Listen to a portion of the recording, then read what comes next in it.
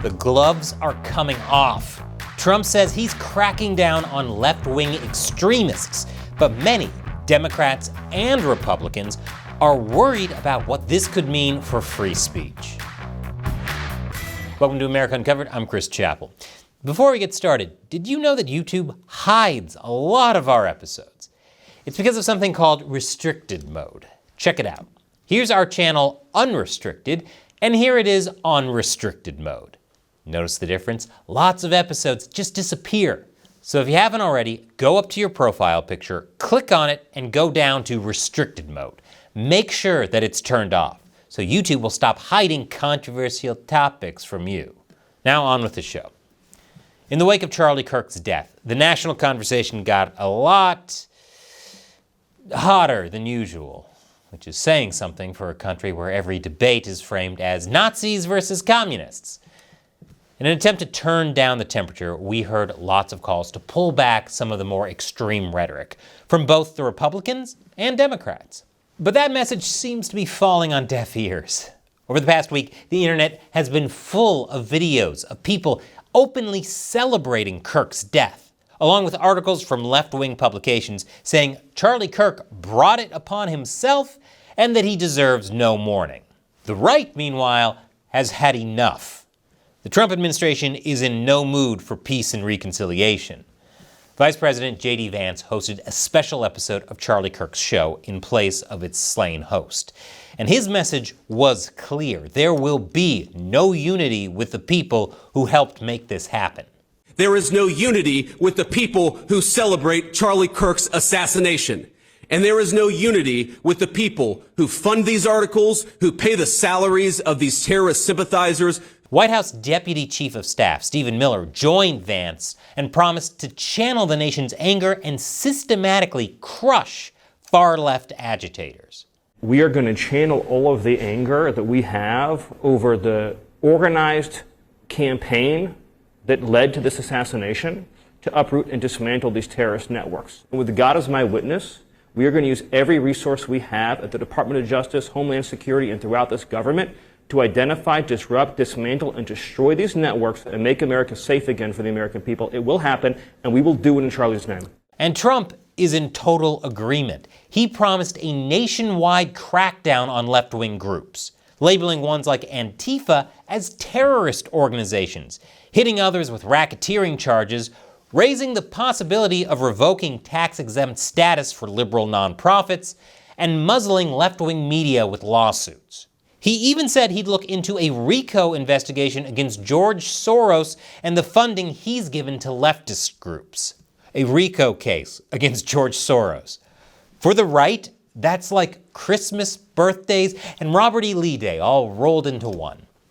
Needless to say, his base was loving it. But then, right on cue, Pam Bondi came in and immediately stepped on a rake. She said the administration wouldn't just be going after the radical left, but so-called hate speech. There's free speech, and then there's hate speech. And there is no place, especially now, especially after what happened to Charlie, in our society. We will absolutely target you, go after you, if you are targeting anyone with hate speech. Wait, what? Targeting violent extremist networks is one thing, but hate speech laws are a clear violation of the First Amendment. It wasn't just the left who were outraged, but conservatives too. Criminalizing speech like that just isn't American. I mean, who are we? Britain? Where up to 30 people a day are arrested for the things they post online? We fought a war to get away from Britain.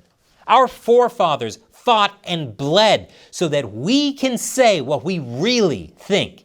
And let me just tell you what I think of the British. Those filthy, limey bastards.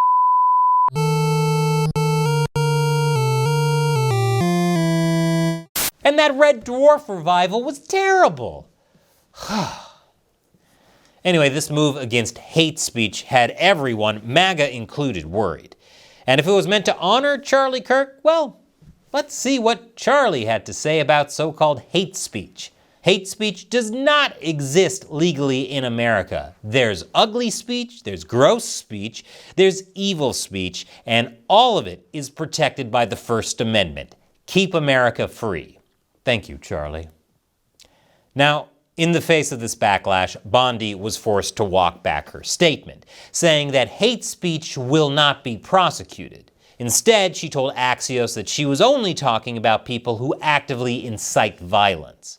Well, that's good. I don't really know why Bondi made those statements in the first place, since direct calls for violence are already illegal, but hey, we live to post another day. And besides, if there was going to be a crackdown on hating, where would that leave Donald Trump? He's the king of the haters. Need I roll the clips? Rosie O'Donnell's disgusting. I mean, both inside and out. You take a look at her, she's a slob. Anthony Weiner, who's a sleazeball and a pervert. You would be amazed at the ones I don't retweet. Bimbo? Well, if there was a retweet, yeah. Did I say that? Many times. Ooh, okay. Excuse me. Truly, the best to ever do it. But anyway, free speech is safe for now. And this is largely because many Americans are coming together to honor Kirk's legacy. But we're also seeing many doubling down on both liberty and a belief in God, all while realizing how disgusting leftist ideology is and reacting in horror to seeing the mask completely fall off, seeing that there are real demons out there, which is now driving many to faith who hadn't considered it before. As rapper and podcaster Zuby said, many people come to believe that God is real after realizing that Satan is real. So Kirk's legacy continues to have a huge impact on society. And now it looks like the Trump administration is continuing that impact and is going to be focusing on groups that are tied to that evil who foment and act out violence in the name of politics. But we should all stay on guard and know where to draw the line between actual threats and things we just don't like. Because if we don't, it's only a matter of time before police come asking if we have a license for that meme. But what do you think? How can we tamp down on extremism in this country without destroying free speech? Leave your comments below. I do read and respond to as many of them as I can.